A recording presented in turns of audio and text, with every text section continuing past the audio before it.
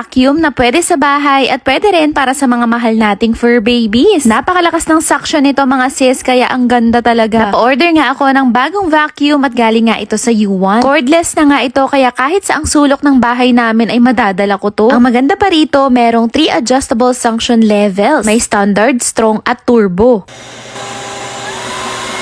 O diba ang lakas, kaya effortless talagang mag-vacuum dito. May green light na nga ito para kitang-kita mo yung mga dust and debris dyan sa ilalim. Ang pinakamalupit na function nito ay may auto dust collection na to. After maglinis, ay ibabalik nyo lang siya dito sa may stand at automatic makukuha na yung mga dumi. No flying dust, kaya walang secondary pollution. Yung mga kalat ay napupunta nga pala dito sa 2.5 liters capacity na dust bag. Kaya nitong mag-hold ng up to 60 days na dust. Napapalitan nga rin pala yung nozzle, kaya kahit kasulok-sulukan na maaabot nga nito. At dahil meron nga kaming fur baby dito na si Luna, bumili ako ng additional nozzle na pwedeng pangsuklay sa pets. Grabe, sobrang natuwa talaga kami dito mga sis. Kasi yung mga balahibo ni Luna ay diretso na dito sa vacuum. Pero kung takot naman yung mga fur babies nyo sa tunog ng vacuum, ay pwede nyo namang patayin muna.